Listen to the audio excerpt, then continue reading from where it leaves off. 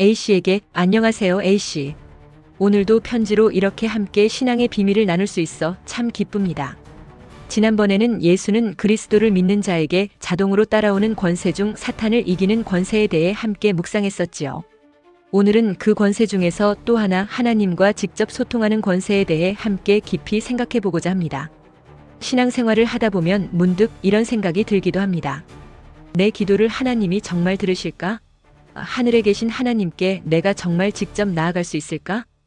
혹시 A씨도 이런 질문을 해보신 적 있으신가요? 특히 기도가 막힌 것 같은 시기에는 내가 너무 부족해서 하나님이 외면하시지는 않을까 그런 두려움에 마음이 무거워질 때가 많지요.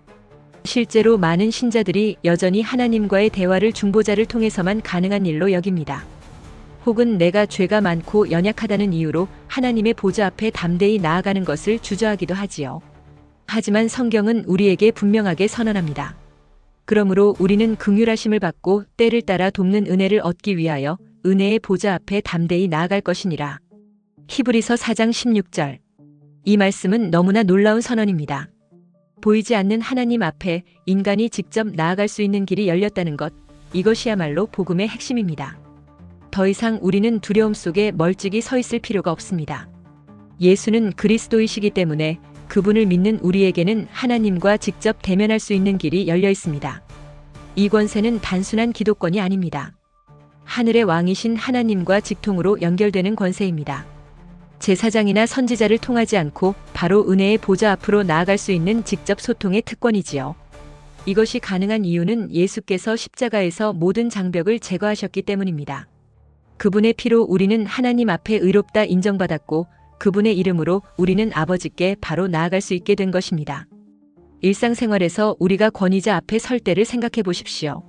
법정에 출두할 때, 면접장에서 면접관 앞에 설 때, 혹은 윗사람에게 직접 요청하러 나아갈 때는 대개 누구 앞에 서느냐에 따라 우리의 태도와 감정이 달라집니다. 상대가 권위 있는 인물일수록 우리는 더욱 준비하고 조심하고 위축되는 경향이 있습니다. 하지만 하나님께 나아가는 것은 전혀 다릅니다. 그분은 우리를 시험하려는 면접관도 아니고 판단하려는 재판관도 아니시기 때문입니다. 히브리서 4장 16절의 말씀은 단지 기도하라는 권면이 아닙니다. 그보다는 지금 당장 아무 두려움 없이 아버지께 나아오라는 하나님의 초대장입니다. 한 아이가 아버지의 사무실 문을 조심스럽게 두드릴 필요가 있을까요? 아버지가 누구와 중요한 회의를 하고 있어도 그 아이는 언제든 아빠 하며 문을 열고 들어갈 수 있는 존재입니다. 그 아이에게 필요한 것은 담대함 하나뿐입니다. 왜냐하면 그 아이는 자격이 있어서가 아니라 아버지의 자녀라는 이유 하나만으로 언제든 아버지 앞에 나아갈 수 있는 존재이기 때문입니다. A씨, 혹시 요즘 하나님 앞에 나아가는 것이 어렵게 느껴지시나요?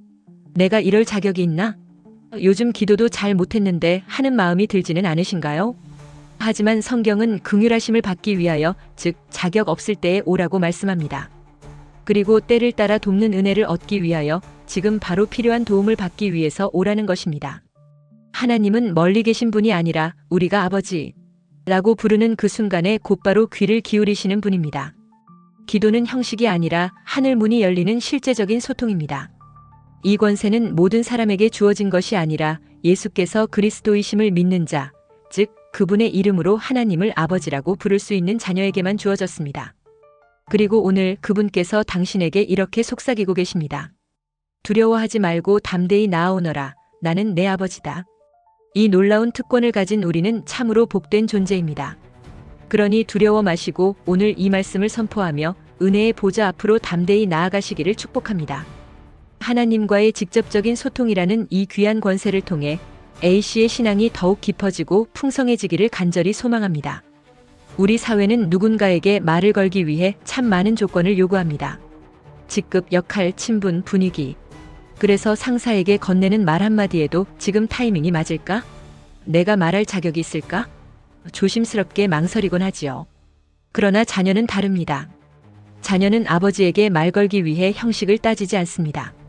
아버지의 기분이나 바쁨보다 나는 자녀니까 말할 수 있다는 단순하고 명확한 확신으로 다가갑니다. 이것이 바로 하나님과 우리의 관계입니다. 성경은 이렇게 말합니다. 너희는 다시 무서워하는 종의 영을 받지 아니하고 양자의 영을 받았으므로 아바 아버지라 부르짖느니라. 로마서 8장 15절. 이 말씀은 참 따뜻하면서도 강력합니다. 우리는 하나님 앞에서 더 이상 눈치 보며 서 있어야 할 종이 아닙니다.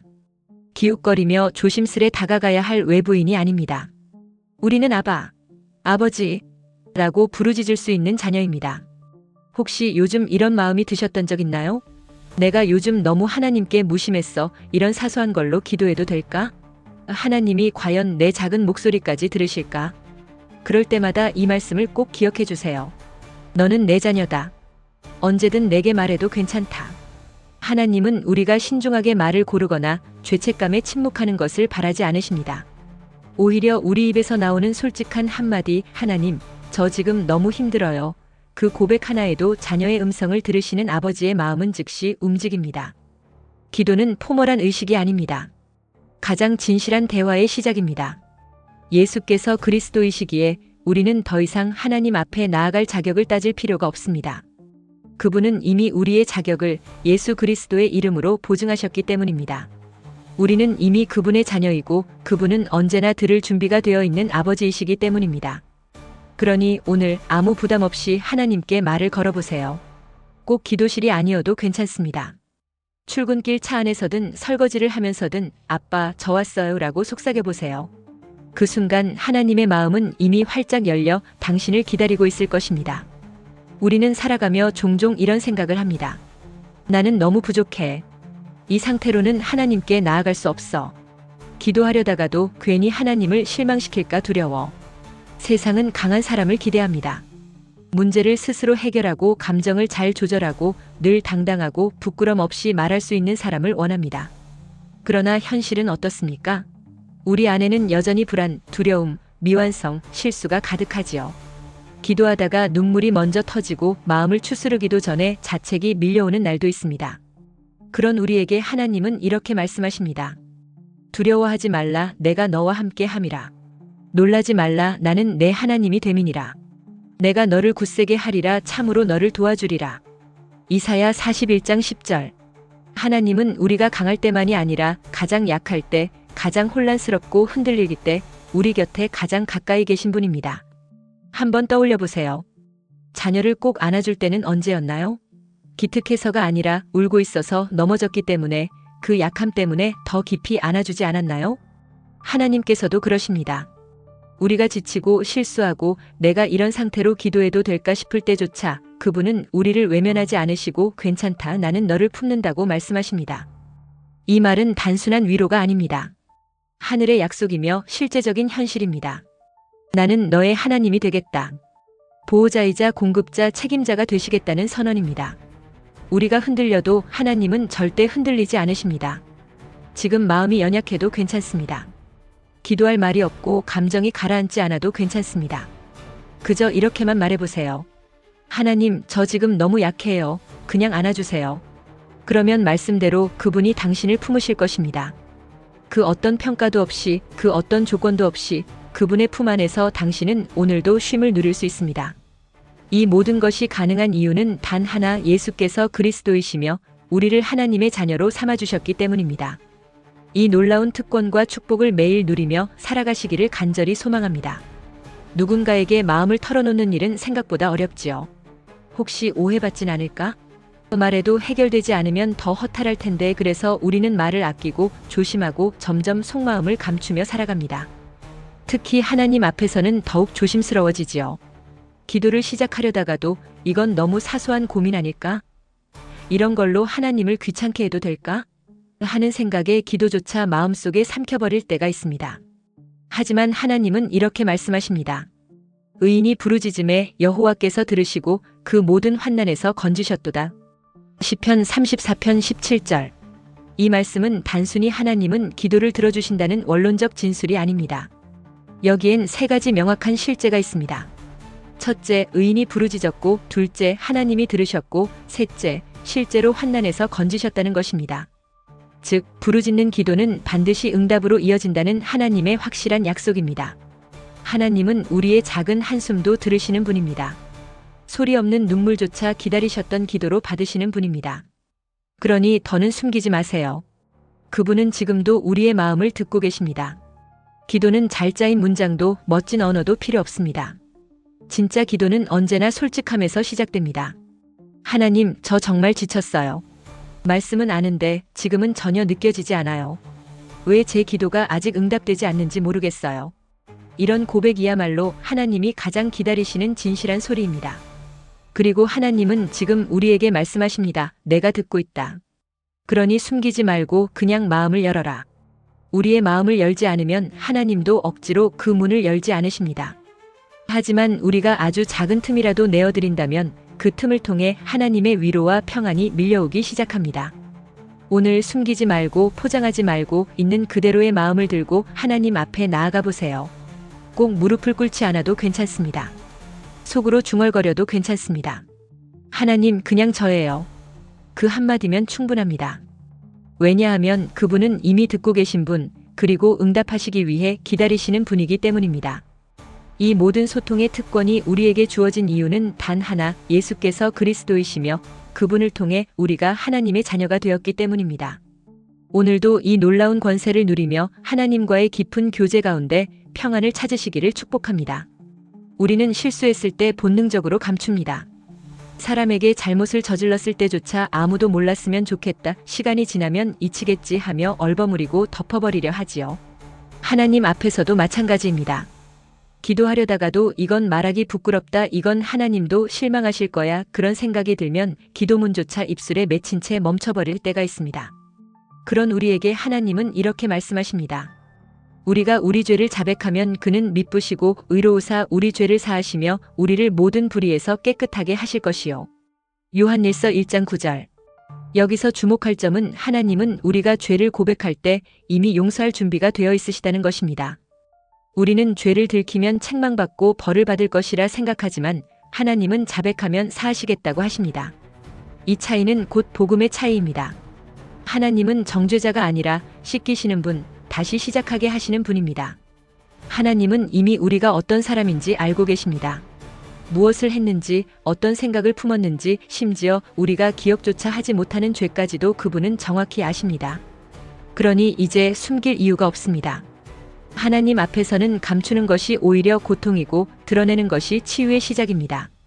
죄는 숨기면 썩고 자백하면 정화됩니다. 우리가 회개하는 순간 하나님은 이렇게 말씀하십니다. 됐어. 다시 시작하자. 혹시 지금 마음속에 말 못할 죄책감이나 부끄러움이 있으신가요? 그렇다면 지금 이 순간 이렇게 속삭여 보세요. 하나님, 저 정말 잘못했어요. 그런데 숨기고 싶지 않아요. 그냥 이 마음 그대로 드릴게요. 그 고백이 나오는 순간 하나님은 우리를 향해 이렇게 응답하실 것입니다. 그래, 이제 다 털어놔도 괜찮아. 나는 정죄하지 않는다. 나는 너를 깨끗하게 하려고 기다리고 있었다. 가끔은 이런 생각이 들 때가 있습니다. 내가 이렇게 힘든 걸 누가 할까? 말할 수 없어서 더 외롭고 말해봤자 위로도 안 될 것 같아. 그래서 울고 싶지만 참아내고 웃는 얼굴 뒤로 씩씩한 척하다가 혼자 있는 밤에만 조용히 눈물을 삼킬 때가 있지요. 그런데 시편 기자는 이렇게 고백합니다. 나의 유리함을 주께서 계수하셨사오니 나의 눈물을 주의 병에 담으소서. 시편 56편 8절. 여기서 유리함이란 방황하고 흔들리고 어디에도 마음 붙이지 못한 우리의 상태를 뜻합니다. 그리고 눈물을 주의 병에 담는다는 것은 하나님께서 우리의 눈물을 절대 흘려보내지 않으신다는 뜻입니다. 한 방울도 잊지 않고 기억하시고 응답의 근거로 삼으신다는 뜻입니다. 사람은 우리의 눈물의 깊이를 몰라도 하나님은 그 눈물의 무게와 사연을 정확히 아시는 분입니다. 우리가 가장 외로울 때도 하나님, 저 너무 아파요 하고 속삭이기만 해도 그 한마디가 하늘의 기록에 남는 기도가 됩니다. 사람은 잊어도 하나님은 잊지 않으십니다. 혹시 지금 무너져 내리는 마음을 간신히 붙잡고 계시다면 이 말씀을 마음 깊이 새겨보세요. 내가 너의 눈물과 고통을 모두 알고 있다. 하나님은 우리의 눈물과 고통을 세고 계시는 분입니다. 그분에게는 우리의 눈물이 단순한 감정이 아니라 기록이고 증언이며 응답의 시작입니다. 오늘 우리가 흘리는 눈물은 그저 지나가는 일이 아닙니다. 하나님의 응답이 준비되고 있다는 증거입니다. 그러니 눈물을 흘리는 자신을 부끄러워하지 마세요. 그 눈물조차 하나님과의 대화입니다. 그 눈물조차 하늘을 움직이는 기도입니다. 우리가 흘린 그 눈물을 통해 하나님은 우리의 마음을 끌어안고 계십니다. 이 모든 위로와 치유의 특권이 우리에게 주어진 것은 예수께서 그리스도이시며 그분을 통해 우리가 하나님의 자녀가 되었기 때문입니다. 오늘도 이 놀라운 사랑 안에서 평안을 누리시기를 축복합니다. 기도를 드리고도 아무 변화 없는 현실 앞에 서게 되면 우리 마음은 점점 작아집니다.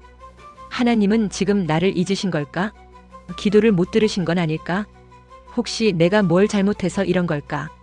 이런 생각들이 몰려올수록 기도는 점점 기다림이라는 무게 속에 묻혀버리는 일처럼 느껴지지요. 하지만 하나님은 오늘 우리에게 이렇게 말씀하십니다.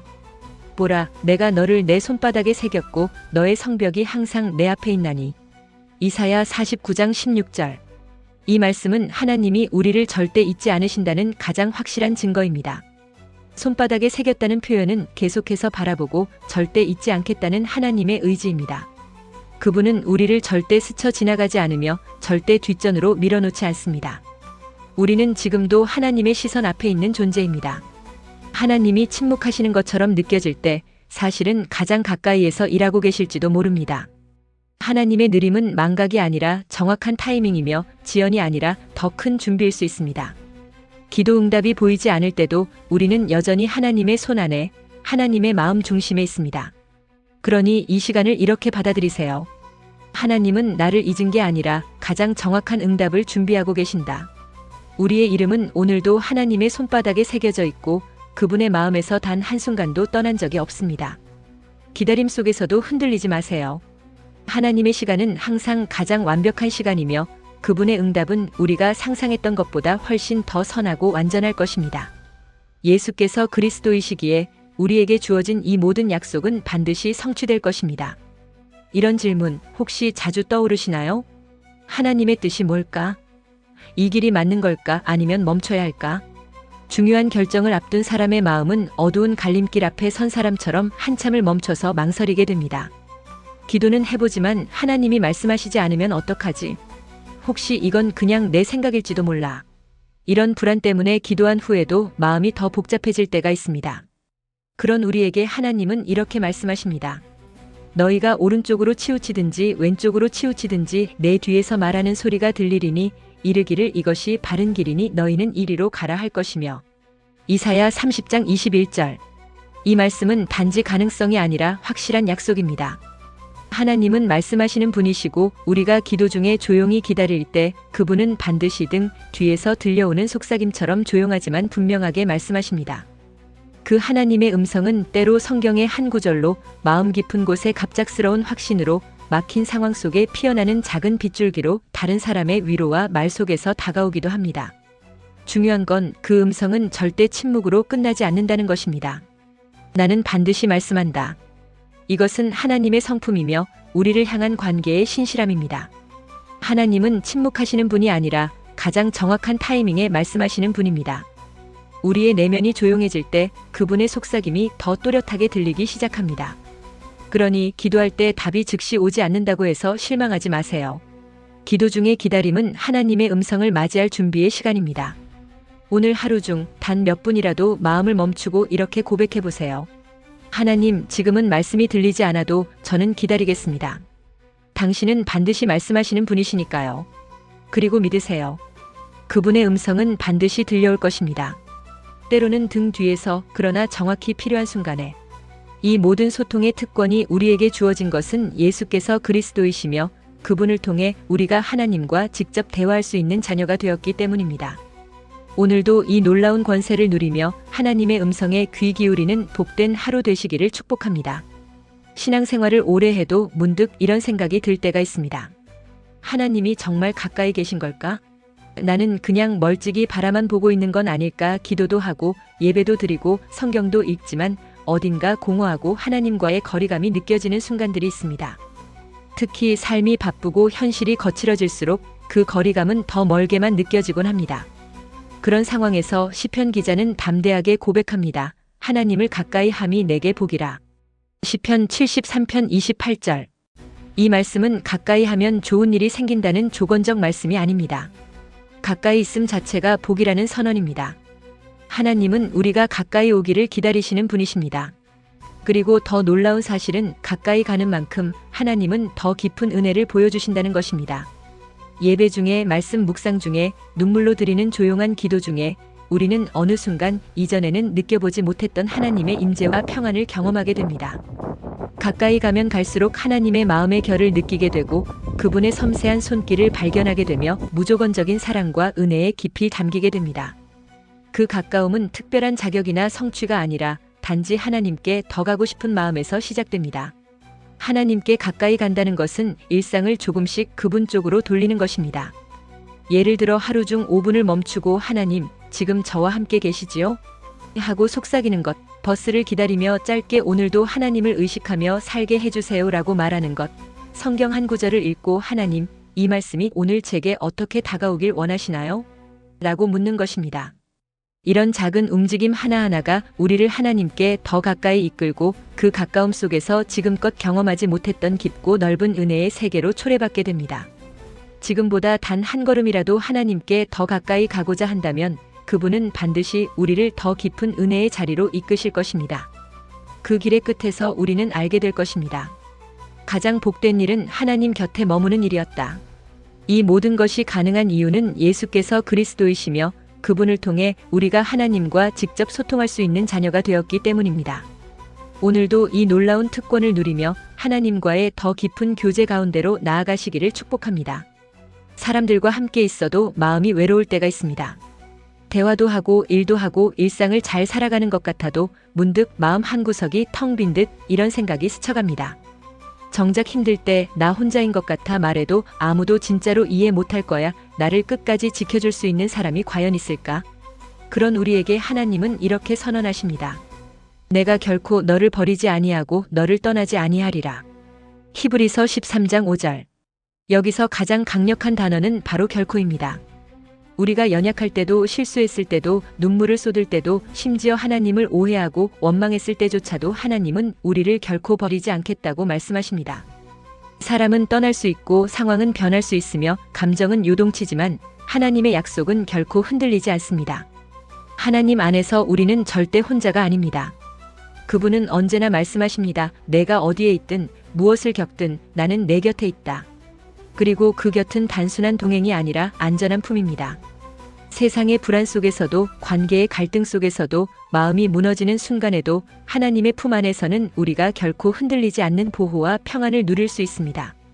혹시 지금 세상에서 지치고 사람들과의 거리 속에서 외로움을 느끼고 있다면 이 말씀을 마음 깊이 들어보시기 바랍니다. 너는 혼자가 아니다. 나는 너를 절대 버리지 않는다. 언제나 내 품 안에서 너는 안전하다. 그 말씀은 오늘도 진실이며 우리는 지금도 하나님의 팔 안에 안겨있는 존재입니다. 이렇게 10가지의 하나님의 속삭임을 함께 나누어 보았습니다. 이 모든 것이 우리에게 가능한 이유는 단 하나, 예수께서 그리스도이시며 그분을 믿는 우리에게 하나님과 직접 소통할 수 있는 놀라운 권세가 주어졌기 때문입니다. 오늘부터 이 권세를 마음껏 누리시기 바랍니다. 두려워하지 마시고 담대히 나아가세요. 하나님은 이미 우리를 기다리고 계십니다.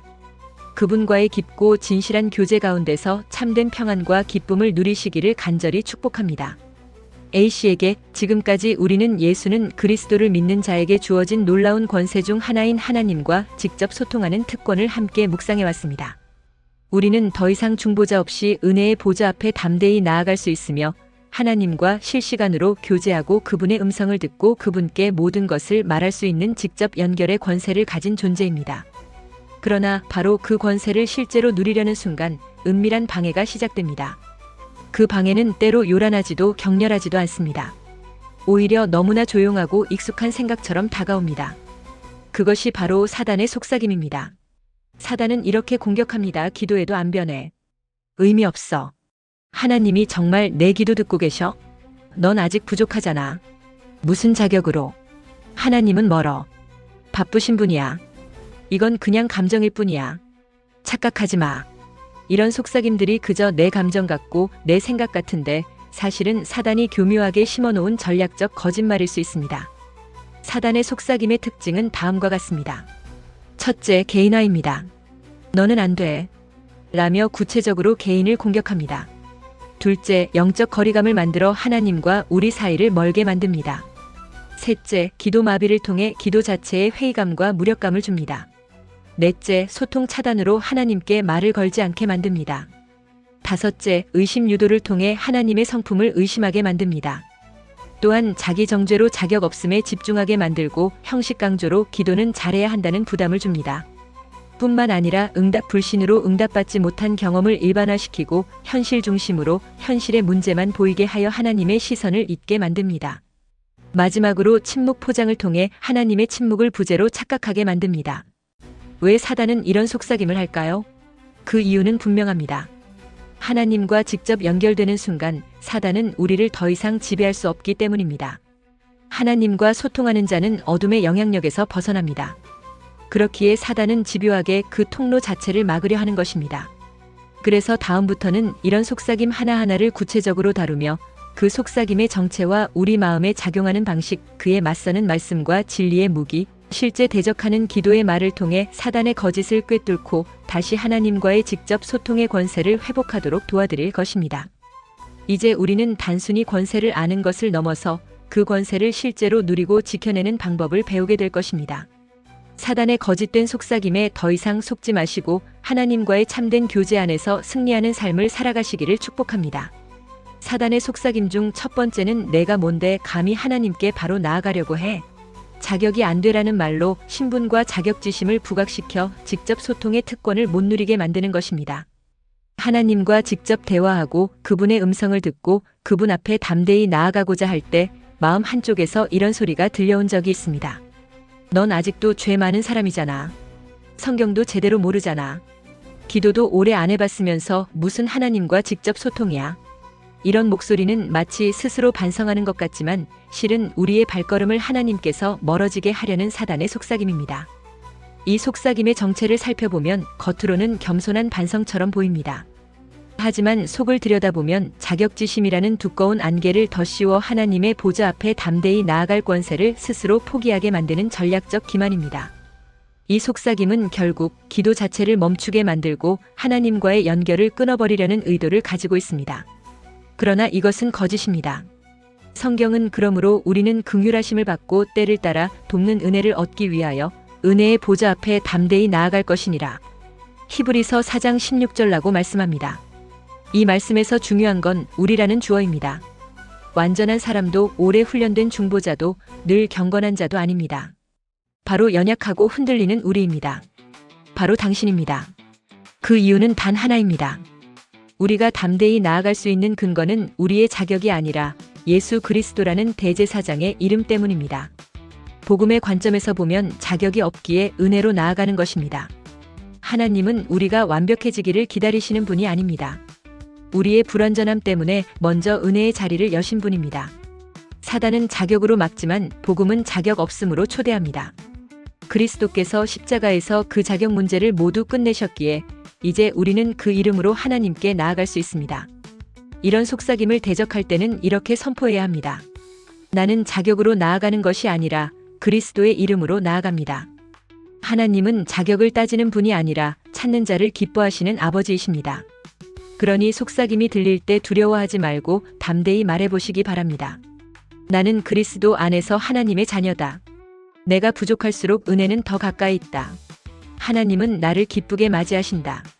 더 이상 자격 문제에 발목 잡히지 마시고 그리스도의 이름으로 담대히 하나님께 나아가세요. 그분은 이미 우리를 기다리고 계십니다.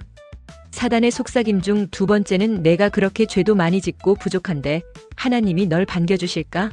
라는 말로 죄책감과 정죄감을 심어 담대히 나아가지 못하게 하는 것입니다. 기도하려는 마음이 들었을 때 혹은 말씀 앞에 서려 할 때 이런 속삭임이 마음을 파고든 적이 있습니다. 너 어제 또 화냈잖아. 그 말한 거 하나님 다 아실 텐데 너 같은 사람이 무슨 자격으로 기도해? 이 소리는 양심처럼 위장된 정죄입니다. 마치 스스로를 돌아보게 만드는 영적인 반성처럼 느껴지지만 실상은 하나님께 나아가지 못하게 만드는 함정입니다. 이 속삭임의 정체를 살펴보면 이 속삭임의 핵심 메시지는 너는 하나님께 나아갈 자격이 없다입니다. 결과적으로 이 거짓말은 우리를 다음과 같은 방향으로 몰아갑니다. 기도를 미루게 하고 성경 말씀을 덮게 만들고 하나님과 멀어지게 만들며 결국 하나님께 등을 돌리게 만듭니다. 사단은 죄를 회개하게 하기보다 죄책감에 빠지게 하고 그 무게로 믿음의 발걸음을 멈추게 만듭니다. 그러나 이것은 거짓입니다. 성경은 우리가 우리 죄를 자백하면 그는 미쁘시고 의로우사 우리 죄를 사하시며 우리를 모든 불의에서 깨끗하게 하실 것이요. 요한일서 1장 9절이라고 말씀합니다. 하나님은 죄를 숨기는 자를 거절하시는 분이 아닙니다. 오히려 죄를 가지고 나아오는 자를 가장 먼저 반기시는 분입니다. 복음의 관점에서 보면 이는 정죄가 아닌 회복으로의 초대입니다. 사단과 하나님의 반응은 정반대입니다. 사단은 죄졌을 때 숨어라, 숨겨라, 나가지 마라고 말하지만 하나님은 죄졌을 때 나와라, 말해라, 내가 씻어주겠다고 말씀하십니다. 사단은 죄책감으로 관계를 끊게 만들지만 하나님은 은혜로 관계를 회복시키십니다. 하나님은 우리가 깨끗할 때만 찾으시는 분이 아닙니다. 더러워진 상태에서도 여전히 찾고 계신 분입니다. 이런 속삭임을 대적할 때는 이렇게 선포해야 합니다. 나는 나의 의가 아니라 하나님의 자비를 따라 나아간다. 나는 죄를 숨기지 않고 그 앞에 드러낼 때 하나님이 가장 먼저 나를 안아주신다. 하나님은 나를 정죄하지 않으시고 회복하시기 위해 기다리시는 분이시다. 혹시 지금 마음 한편에 그때 내가 그런 말만 안 했더라면, 그 실수만 없었더라면 하는 무거운 죄책감이 있다면 그 마음 그대로 들고 그리스도의 이름으로 나아가시기 바랍니다. 복음은 죄가 없어서가 아니라 죄가 있기에 하나님께 나아갈 수 있는 길을 여셨습니다. 더 이상 죄책감 뒤에 숨지 마시고 그 모든 연약함과 실패를 하나님께 가져가세요. 그분은 우리를 정죄하지 않으시고 오히려 깨끗하게 하시기 위해 기다리고 계십니다. 사단의 속삭임 중 세 번째는 기도해봤자 하나님은 내 얘기 신경 안 쓰셔. 너 혼자 말하는 거야라는 말로 하나님과의 교제를 공허한 독백처럼 느끼게 하여 기도의 기대를 꺾는 것입니다. 기도를 해도 마음속에 이런 생각이 밀려온 적이 있습니다. 내가 지금 벽에다 말하고 있는 건가? 하나님이 정말 듣고 계신 걸까? 이건 그냥 내 기분 위안일 뿐 아닐까? 이 소리는 단순한 감정 기복처럼 보이지만 사실은 기도의 본질 자체를 흔들려는 사단의 전략적 속삭임입니다. 이 속삭임의 정체를 살펴보면 사단은 인격적인 소통을 감정적 독백처럼 느끼게 만듭니다. 그 결과 우리는 기도 시간을 줄이게 되고 기도 내용을 건조하게 줄이며 결국 기도 자체를 중단하게 됩니다. 기도는 하나님과 연결되는 권세의 자리이기에 사단은 무엇보다 그 통로를 막는 데 집중합니다. 그러나 이것은 거짓입니다. 성경은 의인이 부르짖음에 여호와께서 들으시고 그 모든 환난에서 건지셨도다. 시편 34편 17절라고 말씀합니다. 하나님은 우리의 기도를 듣고 계시고 무시하지 않으시며 실제로 개입하시는 아버지이십니다. 복음의 관점에서 보면 기도는 독백이 아니라 대화입니다. 예수님께서 기도를 가르치실 때 하늘에 계신 우리 아버지여. 마태복음 6장 9에서 이렇게 시작하셨습니다. 기도는 단순한 말하기가 아니라 자녀가 아버지께 말을 거는 관계의 대화입니다. 응답이 더딜 수는 있지만 소통은 결코 끊긴 적이 없습니다. 하나님은 한 단어도 흘려듣지 않으시고 그 기도 속에서 일하고 계십니다. 이런 속삭임을 대적할 때는 이렇게 선포해야 합니다. 하나님은 살아계시고 내 기도는 그분의 귀에 닿는다. 기도는 독백이 아니라 아버지와의 대화이다. 내가 느끼지 못할 때에도 그분은 들으시고 역사하신다. 기도 후 아무 일도 일어나지 않는 것처럼 보여도 하나님은 듣고 계셨고 지금도 조용히 응답을 준비하고 계십니다. 기도가 공허하다는 속삭임이 들릴 때 하나님의 귀를 바라보며 이렇게 속삭여 보시기 바랍니다. 아빠, 오늘도 제 말 듣고 계시지요? 제가 느끼지 못해도 당신은 살아계시지요? 그 고백 하나가 다시 하늘 문을 여는 첫 단추가 됩니다.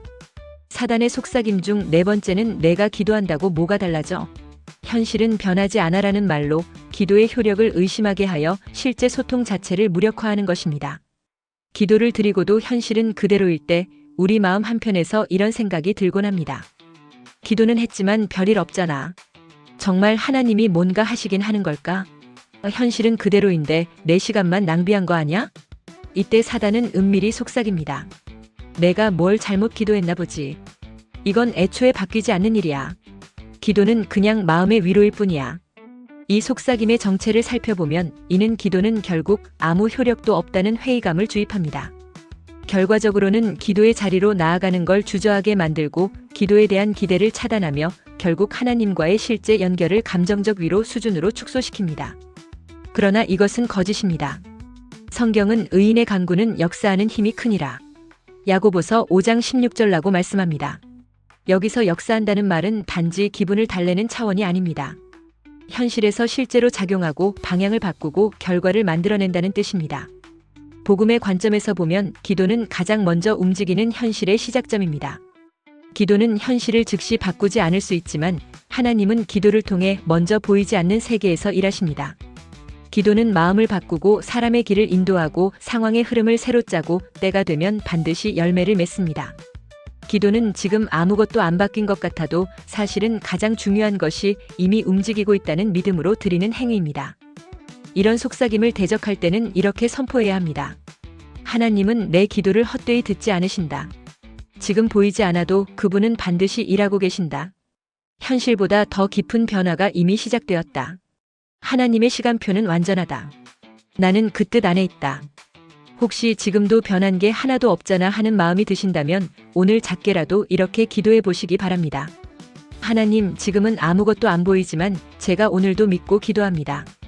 당신은 반드시 일하시는 분이시니까요. 기도는 결코 공허한 독백이 아니며 무력한 행위도 아닙니다. 하나님과의 살아있는 소통이며 현실을 움직이는 가장 강력한 권세입니다. 이 진리를 붙잡고 오늘도 담대히 기도하시기를 축복합니다. 사단의 속삭임 중 5번째는 하나님은 너무 멀리 계셔. 내 문제에 관심 없으실걸? 이라는 말로 하나님과의 거리감을 조장하여 교제를 단절시키려 한다는 것입니다. 삶의 문제나 감정이 너무 복잡할 때 이런 생각이 마음을 스치고 지나간 적이 있습니다. 이런 자잘한 고민까지 하나님이 신경 쓰실까? 그분은 우주를 다스리시는데 내가 지금 우는 건 너무 사소하잖아. 기도한다고 뭐 달라지겠어? 하나님은 나랑은 너무 먼 분이야. 이런 생각은 겸손처럼 보이지만 사실은 하나님의 아버지 되심을 흐리게 만드는 속삭임입니다. 이 속삭임의 정체를 살펴보면 사단은 하나님을 거대한 우주의 통치자, 멀고 무서운 왕처럼 보이게 하고 우리를 너무 작고 하찮은 존재로 왜곡합니다. 결국 우리는 이건 기도할 일도 아니야. 하나님은 이런 문제에 관심 없으실 거야. 라는 생각에 기도조차 입 밖에 내지 못하고 고통을 혼자 삼키게 됩니다. 그러나 이것은 거짓입니다. 성경은 보라, 내가 너를 내 손바닥에 새겼고 너의 성벽이 항상 내 앞에 있나니. 이사야 49장 16절, 나의 눈물을 주의 병에 담으소서. 시편 56편 8절, 하늘에 계신 너희 아버지께서 이것이 너희에게 있어야 할 줄을 아시느니라. 마태복음 6장 32절에서 말씀합니다. 하나님은 우주의 창조주이시면서도 우리의 한숨 하나, 눈물 한 방울도 놓치지 않으시는 아버지이십니다. 복음의 관점에서 보면 하나님은 멀리 계신 분이 아니라 가까이 오신 임마누엘이십니다. 예수님은 우리를 만나기 위해 직접 이 땅에 오신 분입니다. 그 이름이 바로 임마누엘, 하나님이 우리와 함께 계시다입니다. 하나님은 멀리 있는 분이 아니라 우리 안에, 우리 상황 속에, 우리 방황 속에 함께 계신 분입니다. 이런 속삭임을 대적할 때는 이렇게 선포해야 합니다. 하나님은 지금도 나와 함께 계신다. 그분의 시선은 내 마음에 머물러 있고 나의 고통을 다 알고 계신다. 하나님은 관심 없으신 분이 아니라 먼저 알고 기다리시는 분이다. 하나님은 우리의 문제에 너무 바빠서 못 보시는 분이 아니라 먼저 알고 미리 준비하시는 아버지이십니다. 혹시 지금 이런 사소한 걸로 기도해도 되나 망설이고 있다면 오늘 이렇게 고백해 보시기 바랍니다. 아버지, 지금 제 마음 깊은 곳에 있는 이 작은 고민까지 알고 계시지요? 그래서 지금 당신께 말하러 왔습니다. 사단의 속삭임 중 6번째는 너의 감정이 이렇게 건조한데 무슨 소통이야? 그냥 의무감으로 하는 거잖아. 라는 말로 감정적 냉담과 신앙의 메마름을 이용해 하나님과의 진솔한 대화를 회피하게 한다는 것입니다.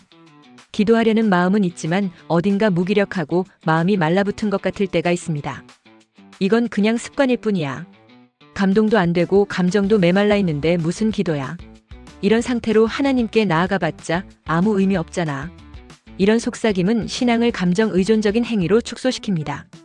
감정이 메말랐으니 기도도 예배도 의미 없다고 속이지요. 이 속삭임의 정체를 보면 이 속임수는 신앙의 중심이 감정인 것처럼 오도합니다. 그리고 감정이 흐르지 않으면 믿음도 교제도 기도도 형식에 불과하다고 낙인 찍습니다. 그러나 성경은 마음이 완고한 너희도 내게로 돌아오라. 스가랴 1장 3절, 주께 가까이함이 내게 복이라. 시편 73편 28절에서 말씀합니다. 진리는 이것입니다. 하나님은 우리의 뜨거운 열정만이 아니라 건조한 마음과 메마른 감정 속에서도 우리를 기다리고 계십니다. 예수님은 마르다처럼 분주한 자도 마리아처럼 눈물 흘리는 자도 모두 사랑으로 받아주셨습니다. 그가 우리 체질을 아시며 우리가 단지 먼지뿐임을 기억하심이로다. 시편 103편 14절의 말씀처럼 우리의 감정이 아니라 예수 그리스도 안에서의 관계가 하나님과의 대화를 가능케 합니다. 이런 속삭임을 대적할 때는 이렇게 선포해야 합니다. 하나님은 내 감정이 아니라 나의 존재 자체를 받아주신다. 메마른 이 상태로도 나는 하나님의 품 안에 들어갈 수 있다. 감정이 흐르지 않아도 진실한 마음만으로도 하나님은 기쁘게 받으신다. 혹시 지금 영혼이 마르고 신앙이 메마르게 느껴지더라도 그 상태 그대로 하나님께 나아가시기 바랍니다. 이렇게 말해보세요. 하나님, 제 감정은 지금 너무 건조합니다. 하지만 그 속에서도 당신을 찾고 싶어요. 말씀해주세요. 기다릴게요.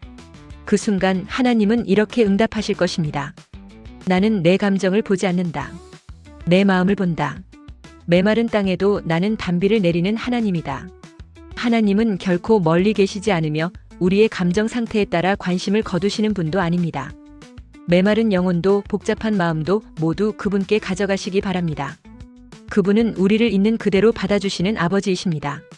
사단의 속삭임 중 7번째는 기도는 특별한 시간, 거룩한 장소에서만 해야 의미가 있어라는 말로 일상 속 자유로운 소통을 막고 형식적 종교적 의식에만 기도를 가두려는 전략입니다. 하루 중 바쁜 틈에 잠시 속으로 기도하려 할 때 이런 생각이 스쳐간 적이 있습니다. 이건 그냥 내 생각이지 기도는 아니잖아. 예배당에서 무릎 꿇고 해야 진짜 기도지. 하나님은 지금 내가 말하는 이런 사소한 기도엔 관심 없으실 거야. 이런 속삭임은 겉보기에 경건해 보이지만 실상은 하나님과의 교제를 형식의 틀에 가두려는 종교적 전략입니다. 이 속삭임의 정체를 살펴보면 사단은 기도를 특별한 장소, 특별한 자세, 정해진 언어로 제한하려 합니다. 그 결과 우리는 이건 기도가 아니야라며 소통을 포기하게 되고 일상의 틈틈이 하나님을 의식하지 않게 되며 하루 전체를 기도 없는 시간으로 흘려보내게 됩니다. 그러나 이것은 거짓입니다. 성경은 쉬지 말고 기도하라. 데살로니가전서 5장 17절 너희가 오른쪽으로 치우치든지 왼쪽으로 치우치든지 내 뒤에서 말하는 소리가 들리리니 이사야 30장 21절라고 말씀합니다. 성경은 기도의 형식을 강조하기보다 하나님과 끊임없이 연결되는 삶을 강조합니다. 복음의 관점에서 보면 기도는 장소가 아니라 방향입니다. 하나님과의 소통은 어디에서 하느냐보다 지금 마음이 누구를 향하고 있느냐가 핵심입니다. 출근길 운전 중에도 설거지하며 한숨 내쉴 때도 병원 대기실, 카페 한켠, 엘리베이터 안에서도 하나님은 이미 그 자리에 계시며 기도를 들으시는 분입니다. 왜냐하면 그분은 성전에만 거하시는 분이 아니라 우리 안에 성령으로 거하시는 아버지이시기 때문입니다. 이런 속삭임을 대적할 때는 이렇게 선포해야 합니다. 하나님은 장소가 아니라 나와의 관계를 원하신다. 내가 하나님을 찾는 바로 그 순간 어떤 상황 속에서도 그분은 응답하신다. 내 하루 전체가 곧 주님과의 기도 시간이 된다. 지금 계신 그 자리에서 이렇게 속삭여 보시기 바랍니다. 하나님, 지금 이 순간도 당신과 함께하고 싶어요. 나의 일상이 주님과의 대화로 가득하길 원합니다. 그 순간 그곳이 바로 은혜의 보좌 앞입니다. 사단의 속삭임 중 8번째는 내 마음을 솔직히 드러냈다가 혹시 벌받으면 어떡해? 라는 말로 하나님께 마음을 털어놓는 것을 두려워하게 하여 표면적이고 형식적인 교제로 제한하는 것입니다. 하나님께 기도하다가 혹시 이런 생각이 막아선 적이 있습니다. 솔직히 지금은 하나님께 화가 나요. 왜 제 기도는 안 들어주시죠? 하나님, 저 정말 지쳤어요. 도망치고 싶어요. 하지만 그 순간 마음속에서 이런 속삭임이 들려옵니다. 이런 말을 했다가 하나님께 책망받으면 어쩌지? 감정에 솔직해졌다가 신앙이 약하다고 정죄받을 것 같아. 내가 지금 하나님께 너무 불경한 건 아닐까? 이 속삭임의 정체를 보면 사단은 우리가 감정을 꺼내지 못하게 하고 말을 예쁘게 정돈해야만 기도가 되는 것처럼 속입니다. 그래서 결국 하나님과의 교제를 정제된 형식에 가둬버립니다. 그 결과 우리는 마음 깊은 곳은 숨기고 겉으로만 경건한 기도만 남기고 결국 진짜 교제가 사라진 껍데기 신앙에 머물게 됩니다. 그러나 이것은 거짓입니다. 성경은 마음의 상한 자를 고치시며 그들의 상처를 싸매시는도다. 시편 147편 3절 내가 잠잠할 때에 종일 신음함으로 내 뼈가 쇠하였도다. 시편 32편 3절이라고 말씀합니다. 성경은 분명히 말합니다. 상처 입은 감정 자체가 회복의 기도가 될 수 있으며 그 감정을 억누르는 것이 오히려 영혼을 쇠약하게 만든다는 것입니다. 복음의 관점에서 보면 하나님은 우리의 슬픔도, 좌절도, 분노도, 심지어 신앙적인 혼란조차도 함께 들어주시는 아버지이십니다. 왜냐하면 그분은 정죄하기 전에 이해하시는 분이며 감정을 억누르게 하기보다 정직하게 드러낼 때 치유하시는 분이시기 때문입니다. 이런 속삭임을 대적할 때는 이렇게 선포해야 합니다. 하나님은 내 마음을 이미 다 알고 계신다. 감정을 감추는 것이 아니라 드러낼 때 하나님은 나를 회복시키신다. 나는 감정까지도 정직하게 드릴 수 있는 안전한 자녀이다. 오늘 하루 중 감정이 복잡하거나 지치는 순간이 있다면 이렇게 고백해 보시기 바랍니다. 하나님, 저 지금 솔직히 너무 힘들어요. 그냥 이 마음 그대로 드릴게요.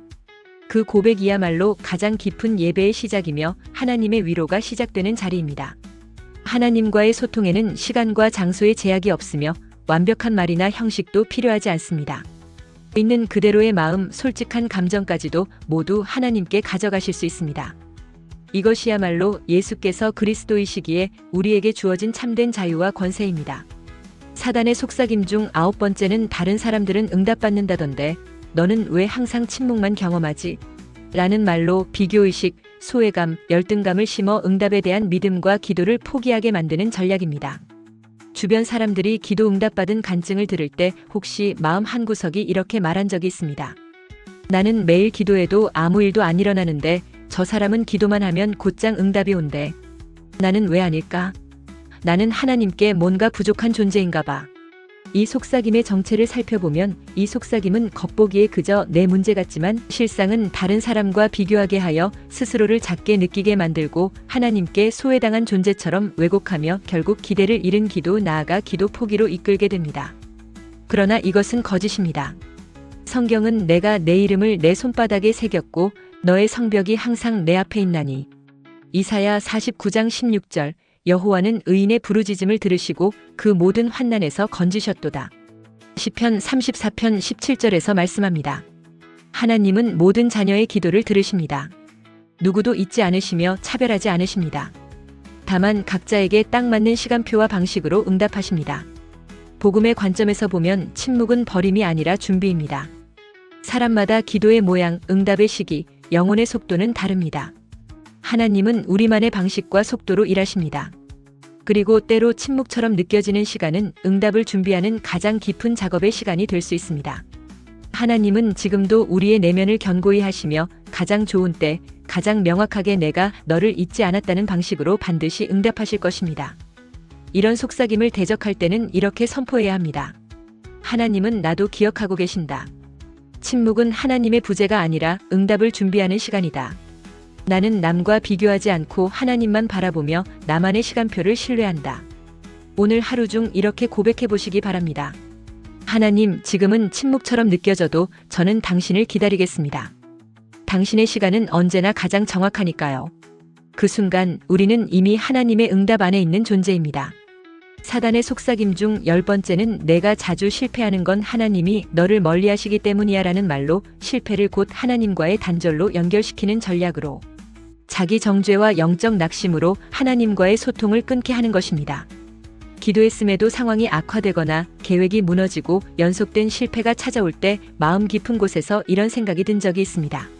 하나님이 실망하셔서 등을 돌리신 건 아닐까?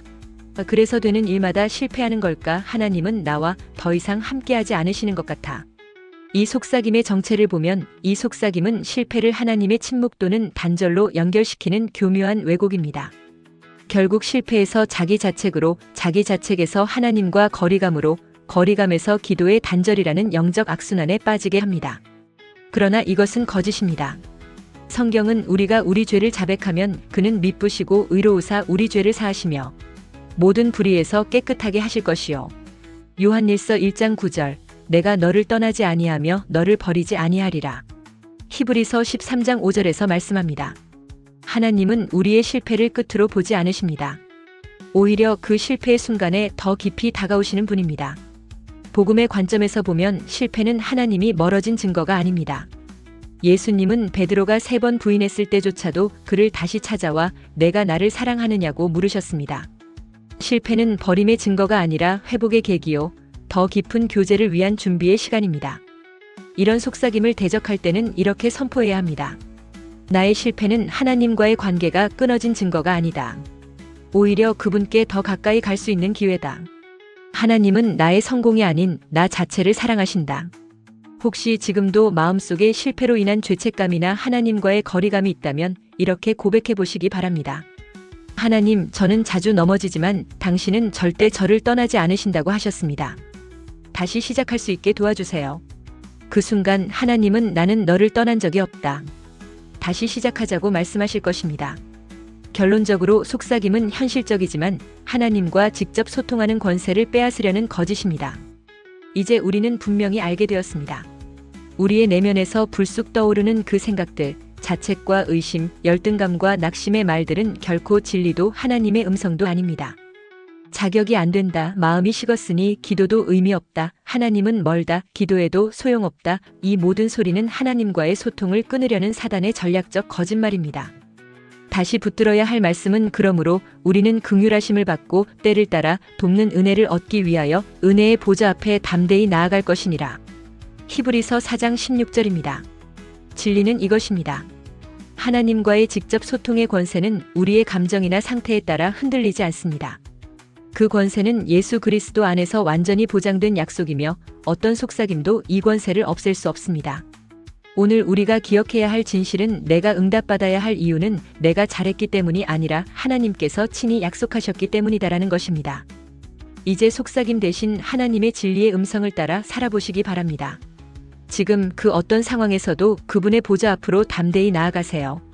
그곳이 우리의 회복의 시작입니다. 이 모든 권세와 특권이 우리에게 주어진 이유는 단 하나, 예수께서 그리스도이시며 우리를 하나님의 자녀로 삼아주셨기 때문입니다. 오늘부터 이 놀라운 진리 안에서 자유롭게 하나님과 교제하며 살아가시기를 축복합니다.